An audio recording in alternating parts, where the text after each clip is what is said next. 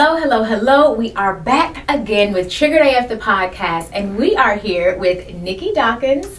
Hey, girl. Hey. She is a reproductive health and menstrual doula, and we are about to get into all the things. Yes. This is one of my favorite topics because for so long it was so taboo to talk about what goes on, in your private parts. Mm-hmm. You're not supposed to discuss them openly. It's supposed to be a secret. But before we get into all of that, we have an initiation question that every single person who comes into the podcast, they have to answer. It's how we bring you into the Triggered AF family. You ready? I think so. I'm a little nervous. Okay. Don't worry, we don't haze, we initiate. Okay.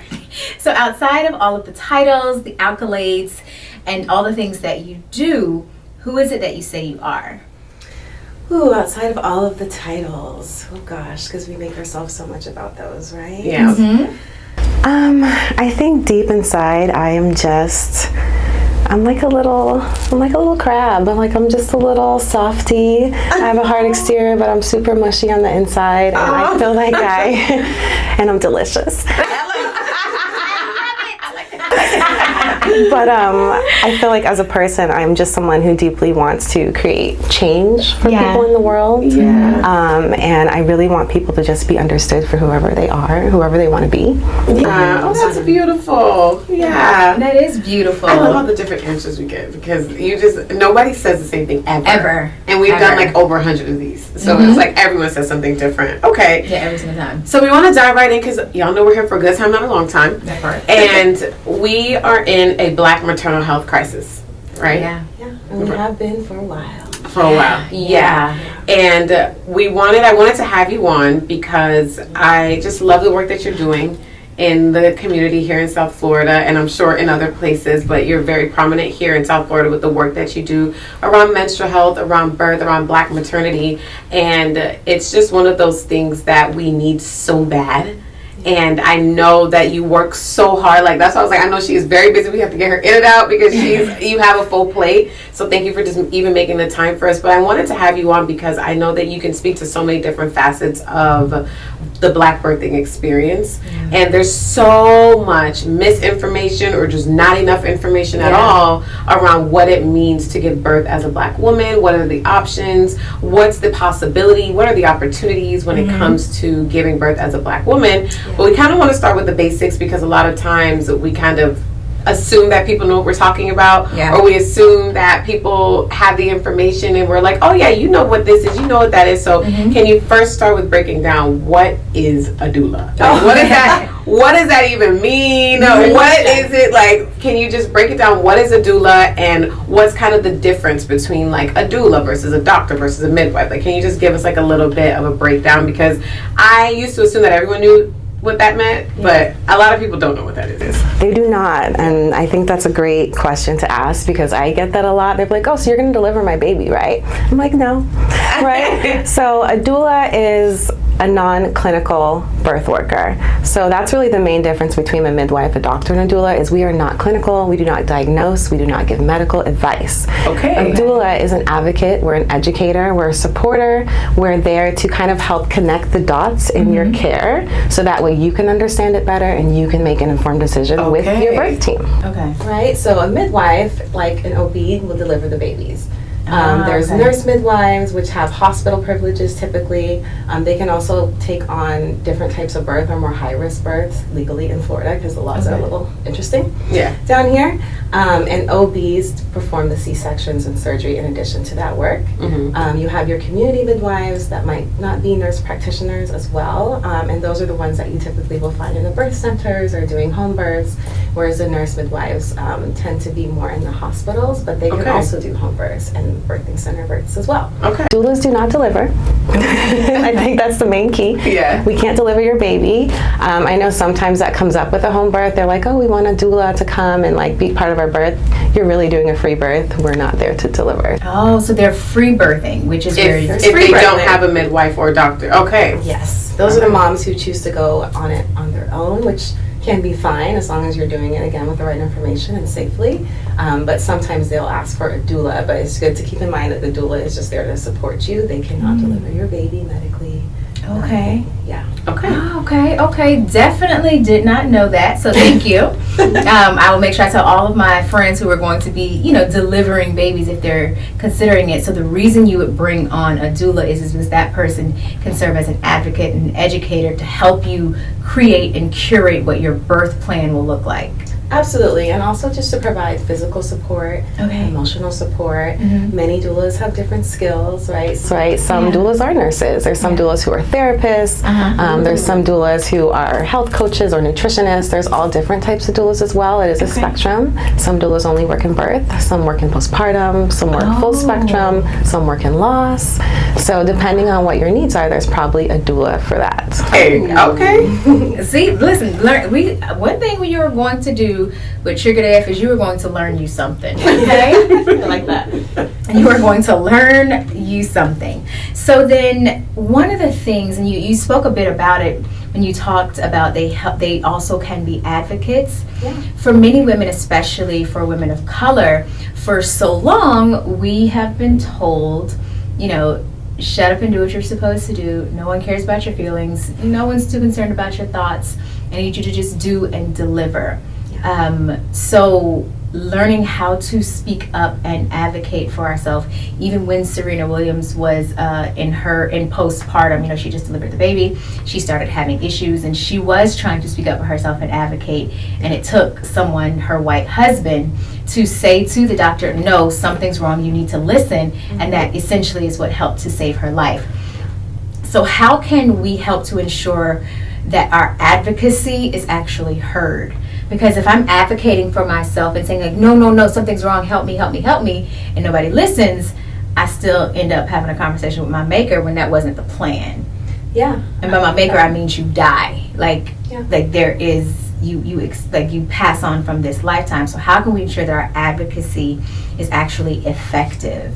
Well, I think it's important to remember your environment really matters. One of the main things that I like to do in my practice is make sure we're building this way before, in advance. That's why I say as soon as you find out you're pregnant, we can start working. This is not something you have to wait till you're closer to your birth, because sometimes people have expectations that with the team that they've put together is actually not possible. And maybe you don't know that. Maybe you don't know that your doctor actually isn't VBAC friendly, right? Or maybe you don't know that this OB actually has a really high C-section rate. Or maybe it's the hospital that you chose, because sometimes it's not even the practitioners, it's just the location that you picked. So I think it's important to just be aware of the environment you're choosing, and also knowing what is actually right for me before I build that birth team. So if I feel comfortable in the hospital and that's where I want to birth, what are the tools that will help me have the best birth in the hospital? Having a doula, definitely.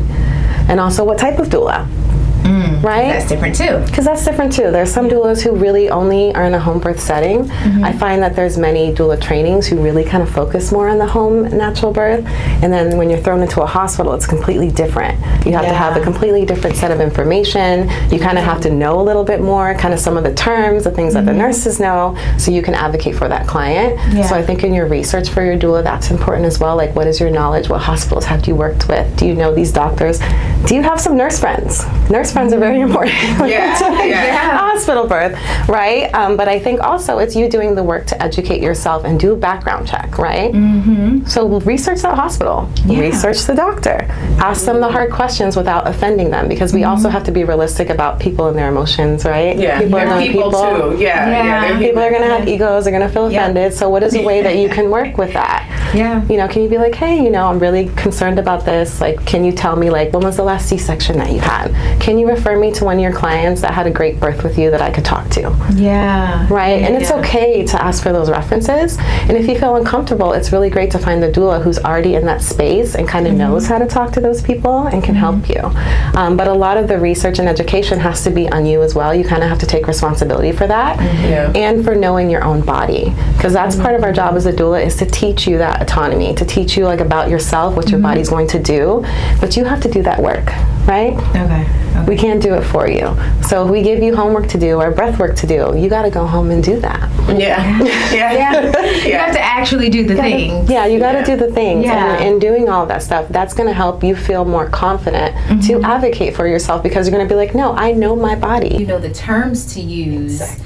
like that they are using, like, no, this feels a lot like this, or hey, I'm experiencing pain in this area, and calling it by its proper term, then it's like, oh wait, I can't just, it's like when you're informed, you can better inform the other person, and you can be like, hey, I can speak up for myself. I know for me, my birthing experiences have been amazing, but I actually started my first birthing experience in a hospital, like my pregnancy and my visits and all my OB visits. I found a Black doctor, and I was like, okay, like I'm doing the thing, like I'm gonna make sure I have a Black doctor. And I had a lot of resistance around the hospital piece of it, but it was during COVID. My husband was feeling very like, oh, like let's just be safe. Like he felt like the hospital equaled safety. Right. I hadn't known anyone that birthed outside of a hospital, but I had always wanted to. I always wanted a home birth or a birth center, but I didn't know what that looked like, and I just didn't have the information. So I feel like at some point in the process, I did a hypnobirthing course,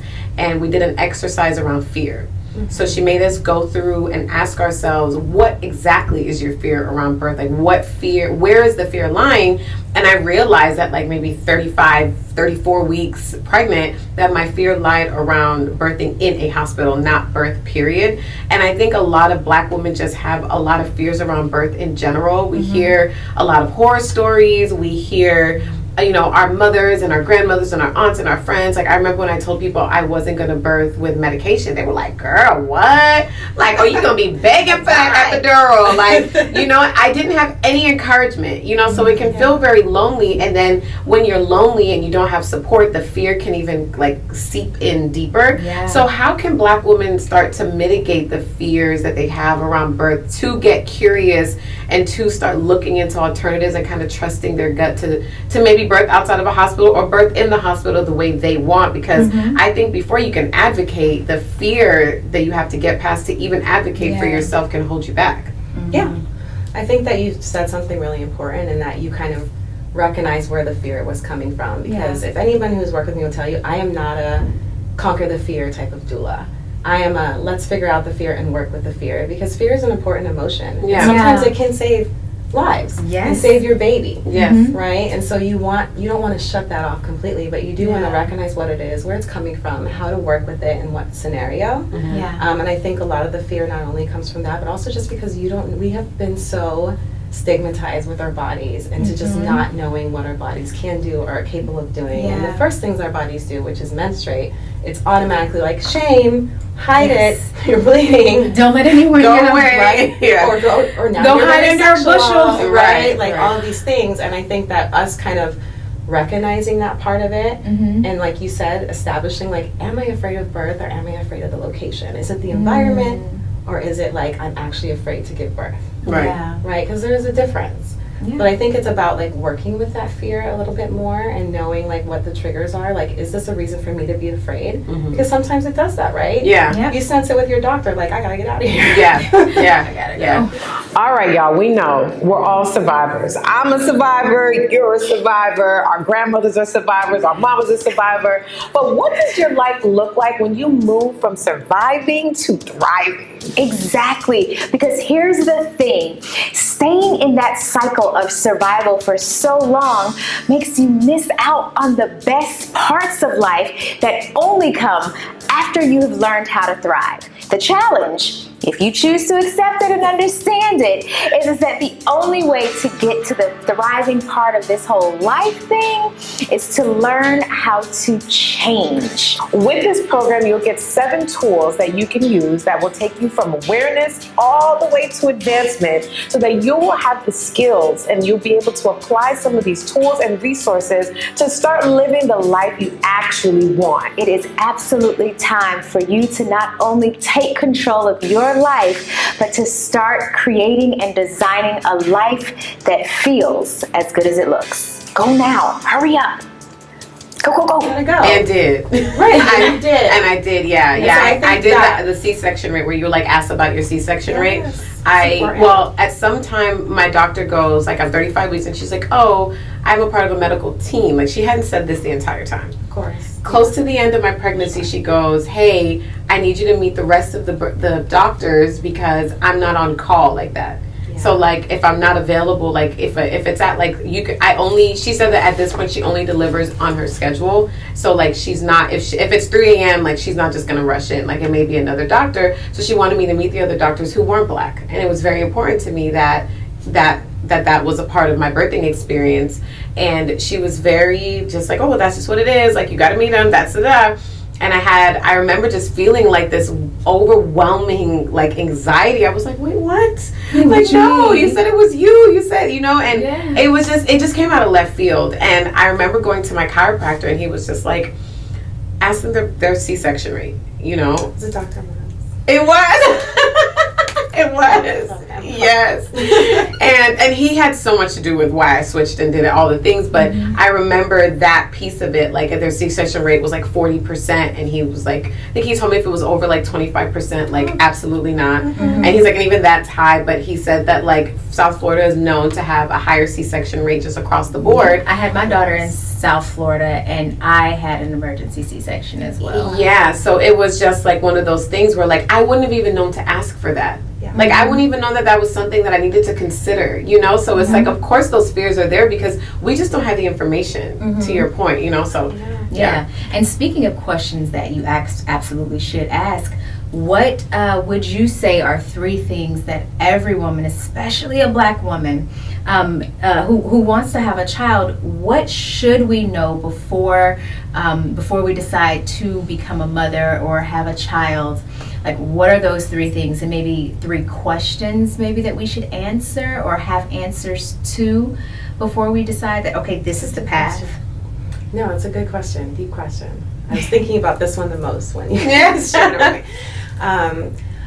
I think number 1 is self-care. And I'm going to say that learning to practice self-care for yourself before you become a mom is something that I just never learned from my mom or realized was so important. Okay, so maybe like, what is self-care to you? What is self-care to you, right? Because it doesn't always have to be getting your hair done or your nails done, right? It can be whatever. Is it having 15 minutes alone? You know what I found out my self-care was? Drinking my tea when it was actually hot. Like drinking hot beverages. Yeah.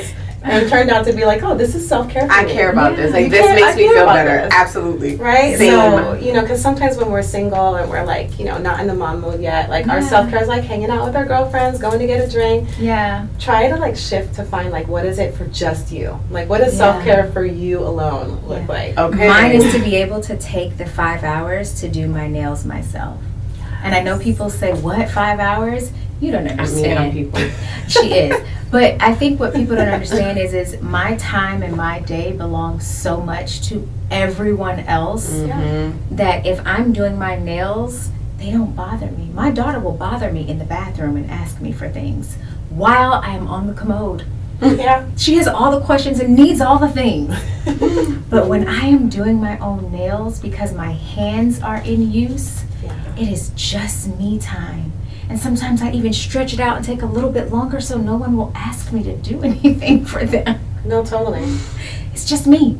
That is the so best. What is the self-care? Okay, and then so what is that? And then how are you going to continue that whenever you become a mom? Is it doable?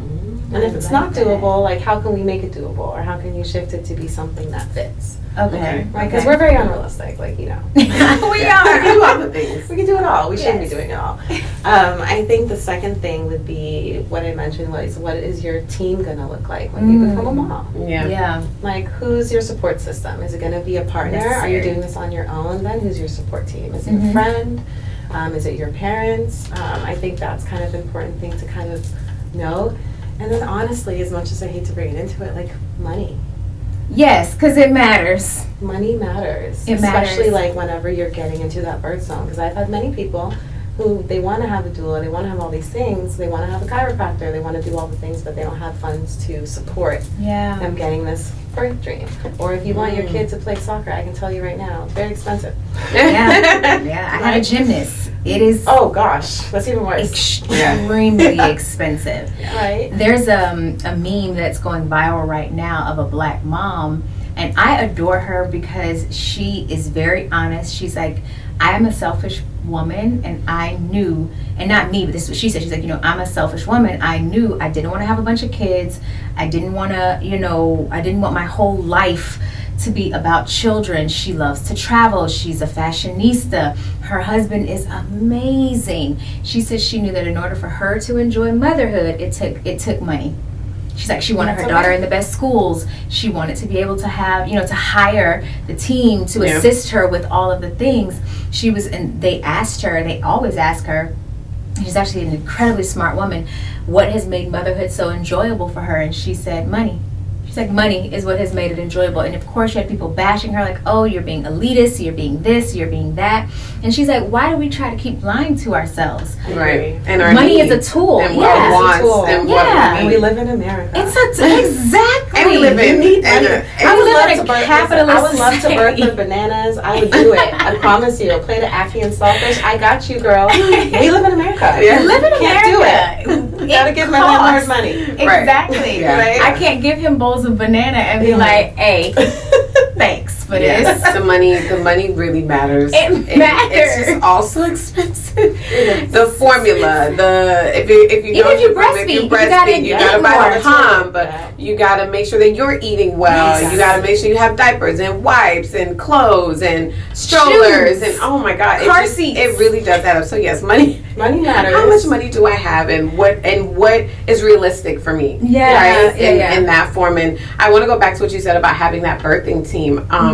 I feel like I probably say this to everyone that I talk about my birth is like the thing. Yeah. Like even the thought of putting together a team, I know most women don't think about, but that was like something that mattered to me, especially the second go around. I was like, no, like now I know what I need. Like I need my therapist, I need a chiropractor, I need a doula, and I need a midwife, right? Like, and I was and I need a personal trainer. So absolutely, the second time I had all the things, and it just helps, for me, because I feel like if you do have, and I have a great family and they are supportive, but sometimes for me, the way the support needs to show up, I don't always have that. And also I'm so particular in the way I want my children raised, so I think it's not them, it's me type of a thing. So I would prefer and a nanny if you can afford one. I would prefer to hire the support because I can kind of tell that support what to do. Skill control.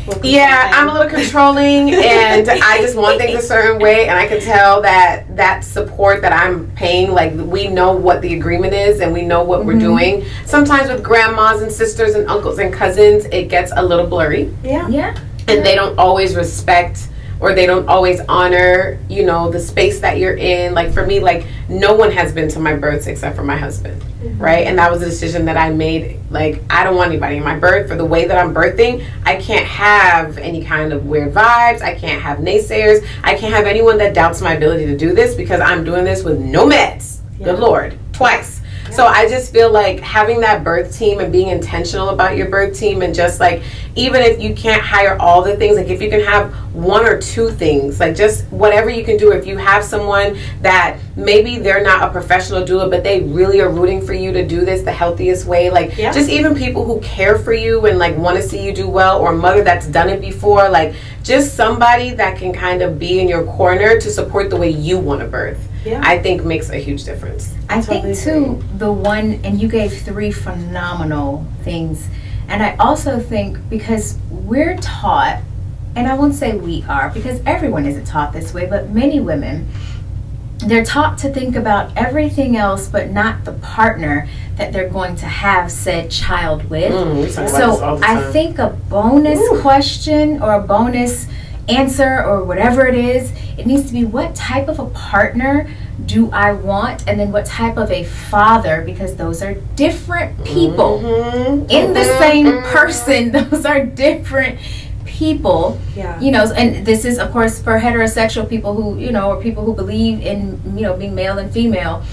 What type of a human do you want being your partner, and what type of a human do you want being the parent to that child, excuse me. And are they even the same person? Because there's some people who do that. I never even thought of that. I have friends who go back even though they're not with the person anymore, but they'll have another child with them because they're a great dad. And that relationship works for them. And they're like, then, all your kids are always together. Like, there's bonuses to that I get too. Okay. But I think that what you said is No, very, I think very that's true. no, but that's Like, it's great. I people- never even thought of that. But yes, Yeah. yes, okay. You know, as a co-parenting mom, my kids have different dads, but Mhm. they're great dads, and we are great friends. Like, I'm Yeah. very fortunate. I have really positive relationships with both. We can all be together. We Yeah. celebrate things Yeah. together. Okay, We're all okay. one family, really. Yeah. And that's not always the case for everyone. But I think to Yeah. your point, like, even when I knew that, like, we ain't gonna work out. Yeah, I knew too. I knew Right. 2 weeks after I birthed my daughter, I called my doctor like, "Hey, I never want to have kids with this man again. What can we do to make sure that this never happens? I ain't ready to leave him because the stuff was too good, but You know, I ain't bringing no more children into the world for him. So what we gotta do for this?" And he gave me my options. I chose the option that was the longest option imaginable, 10 years. And we were good to go because I knew, like, oh, absolutely not. You would never take me this Yeah. close to death again. Not you. But you're right. Like, I think, like you said, recognizing that the partner you're going to be investing in, or if it's on your Yes. own, what that looks like. Yeah. And I think to add a fifth to your question is kind of to what you said.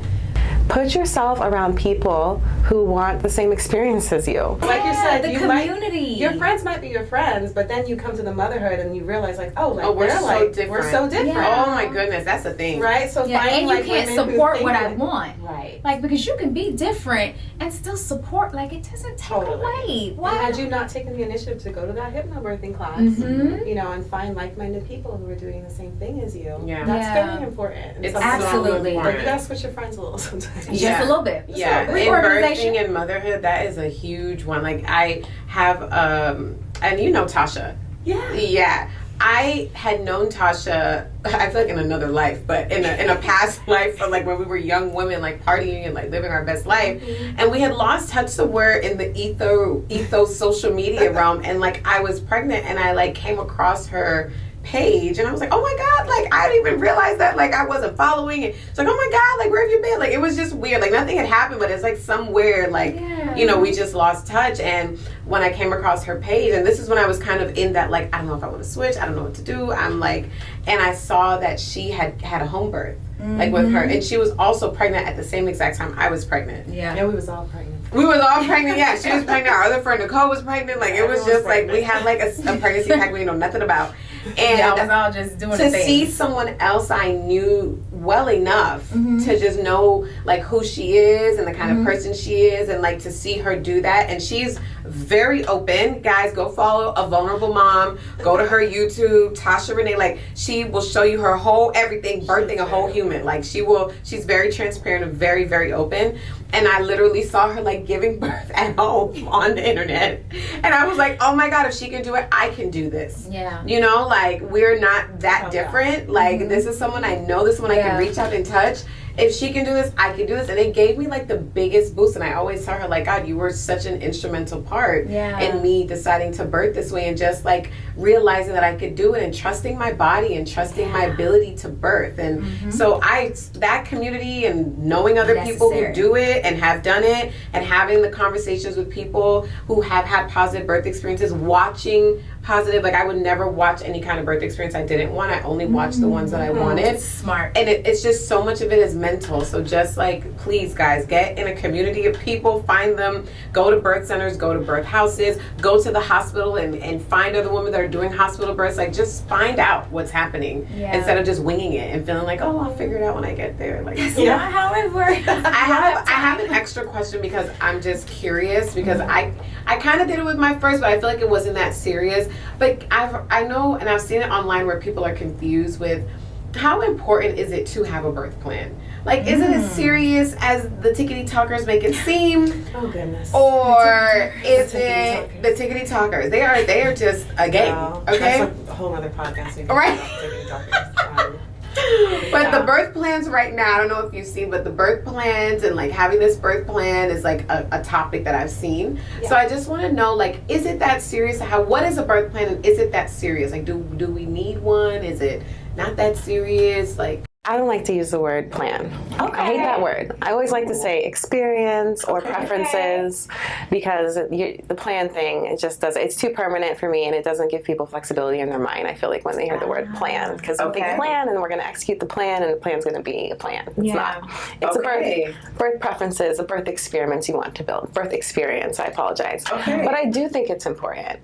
Because especially like if you have a partner, it's important to lay out like what you're looking for your birth in advance. And again, because you need to build that team.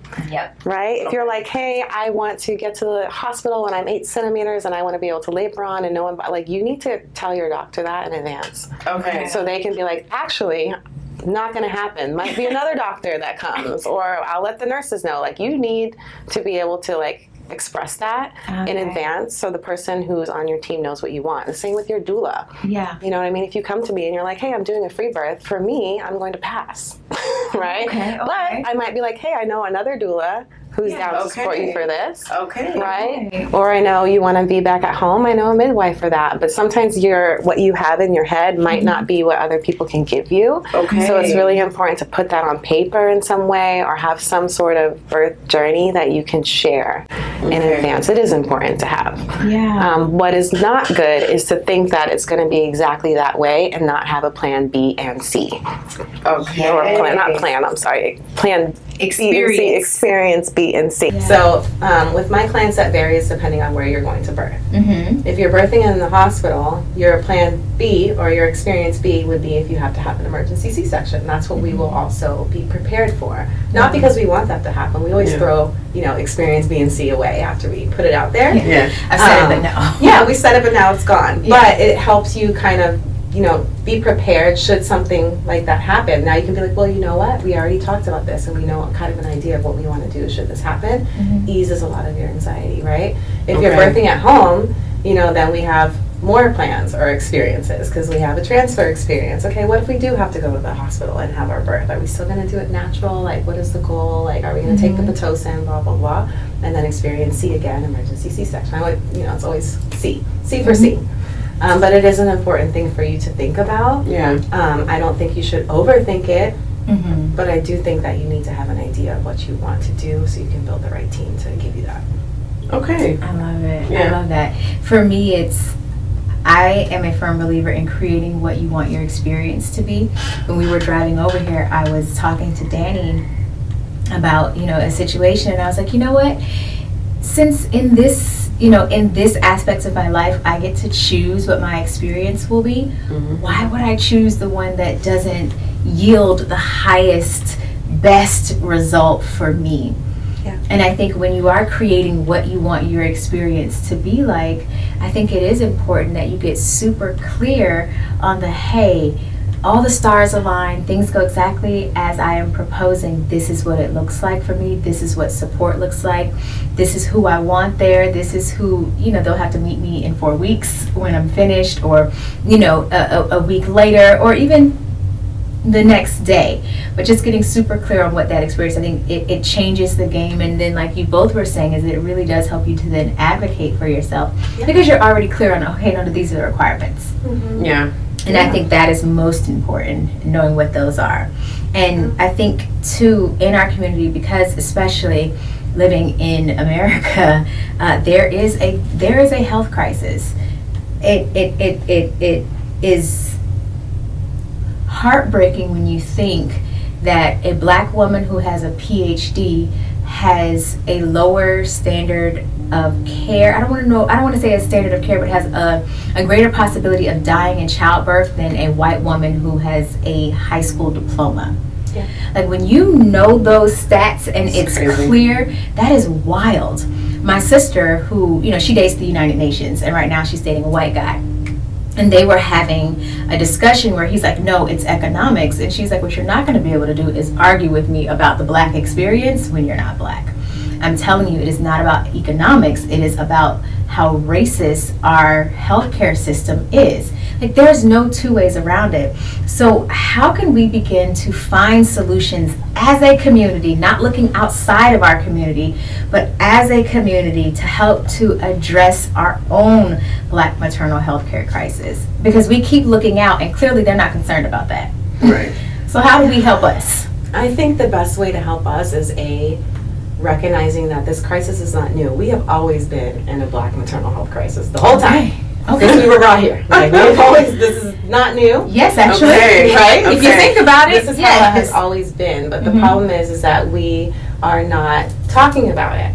We are not sharing our stories with each other. We're not passing down that ancestral knowledge the way that we used to anymore. You know, especially in the field of just uterine health for Black women. I mean, the amount of fibroid people that I talk to is like, oh, my mom had this. And I'm like, well, and they don't find out until they're getting it. Yeah. That's not acceptable for us anymore. And you know, as a menstrual doula, one of my favorite things to say is everything starts with a period. They don't end a sentence, they start life.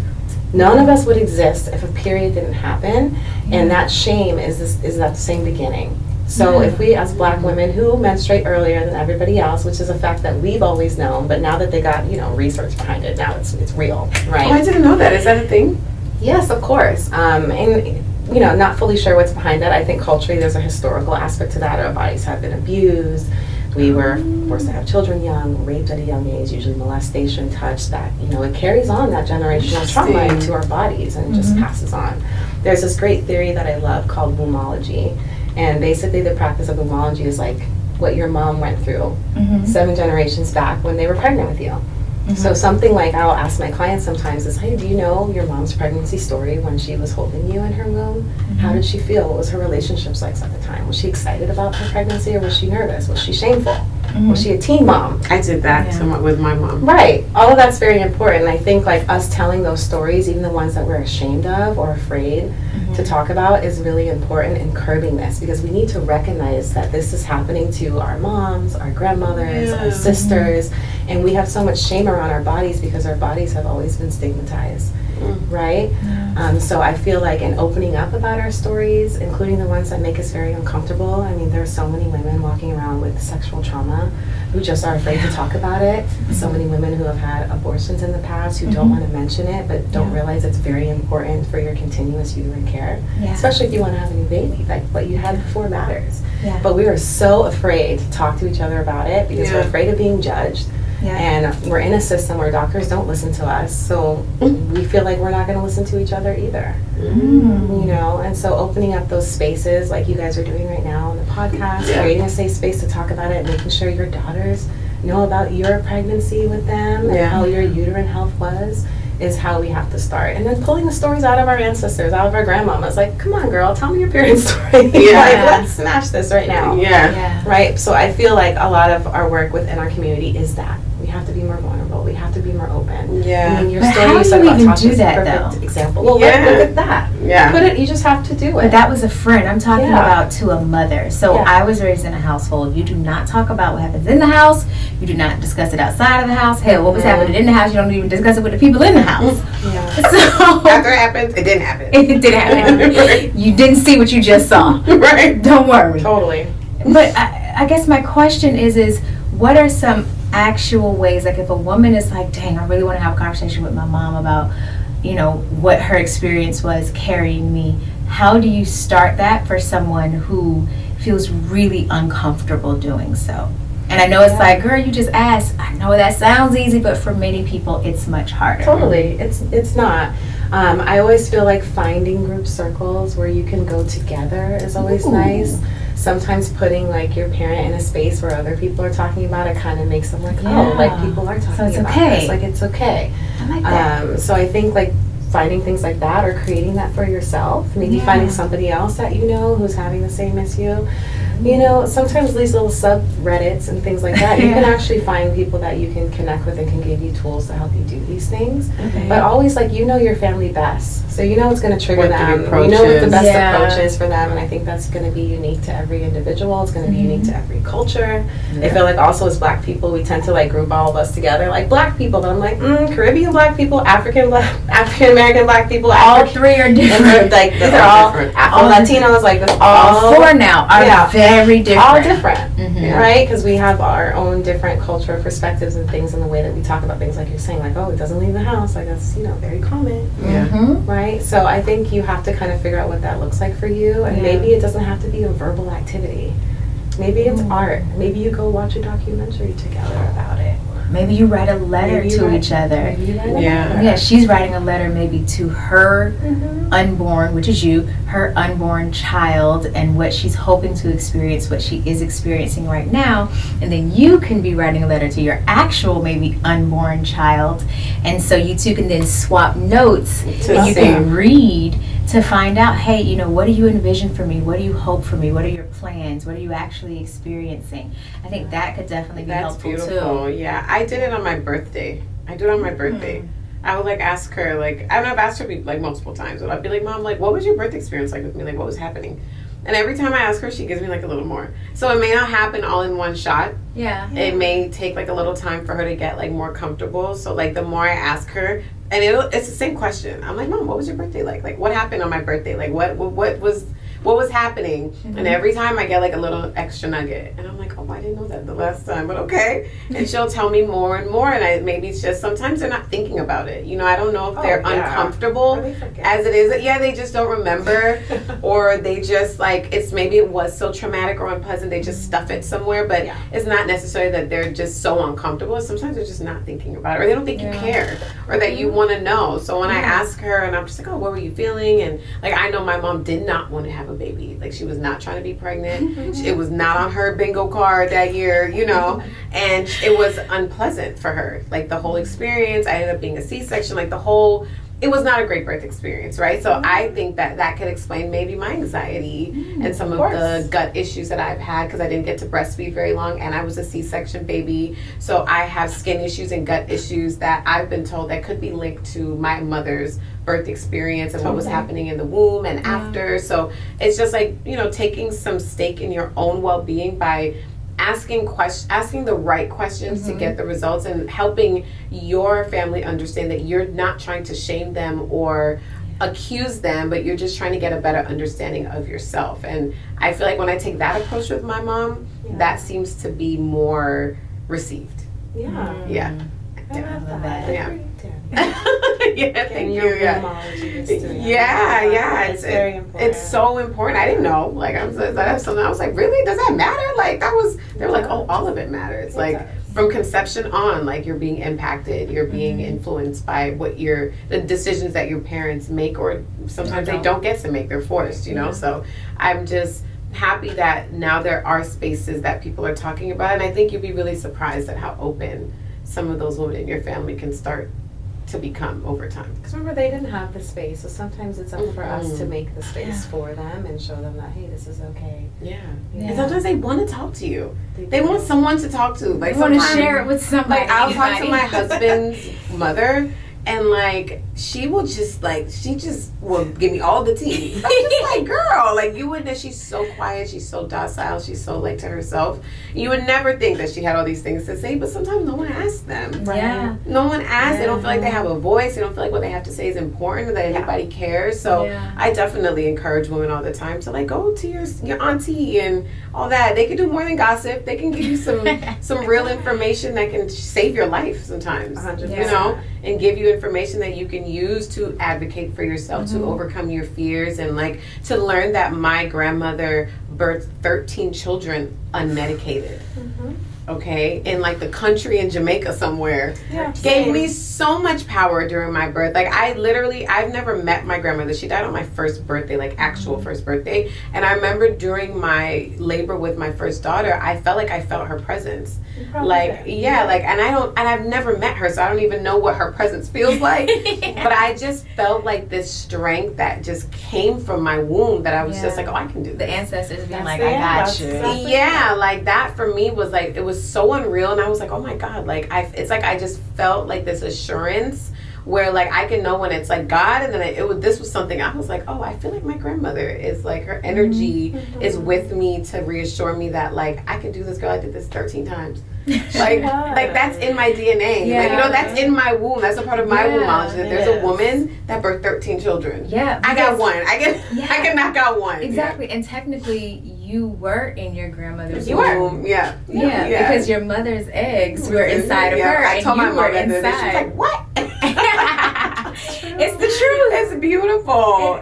So we're so connected. So Oh, this conversation has been so good. I would love to know, like, how can we stay connected? How can our listeners who are deciding, okay, they want to, go down the motherhood or parenthood journey, how do they connect with you to do so?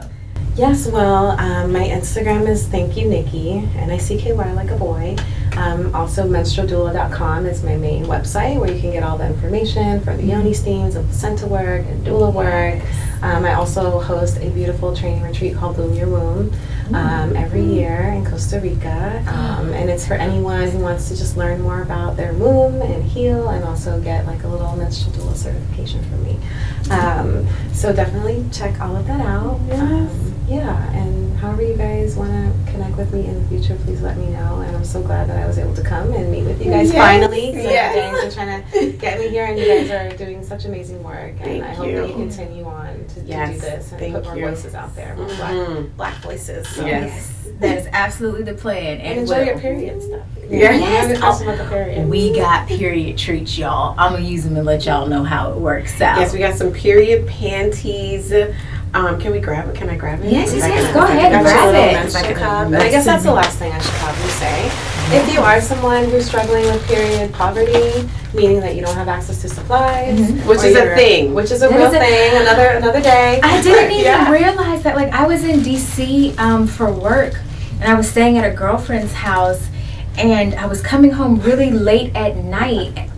We may have to extend this. But I was coming home really late at night, and there was a homeless woman, and she was like, I need some money to buy some pads. She's like, I'm bleeding all over myself. Oh my goodness.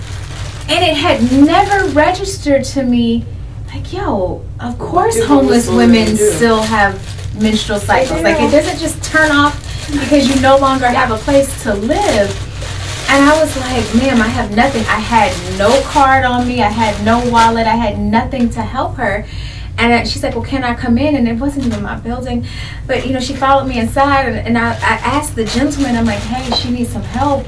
She needs menstrual products. And he's like, it's not my problem. Get out of here. And I'm just like, what is she supposed to do? It's really common. Period poverty is more common than people think. Yeah. Miami has a big period problem, actually, period poverty issue. But if you are someone struggling with that, we have a wonderful center and space in Little River where you can come and get period products. We have diapers. We have postpartum items for mom. Yeah. It's called the Womb Center. Feel free to hop in anytime. Hopefully you guys can come host a little something there. Maybe. Oh, that would be nice. These are some period panties. Yes. They absorb as much as 2 to 3 tampons. Correct. Okay, so I love this high absorbency salt wear.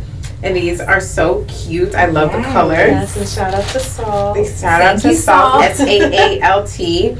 And then we have a menstrual cup. Size 2. Yes. Size 2 menstrual cup. And this is similar to like a Diva cup. Yeah, so Diva Cup's just another brand. There's actually like 100 brands of menstrual cups now. Maybe like 50 brands of period underwear, because they gotta find a way to commercialize this. Right. But the menstrual cups are great because they're sustainable, just like the underwear. You can reuse them. So if you're somebody who has access to running water, washer and dryer, this is a great thing because you don't have to buy them again.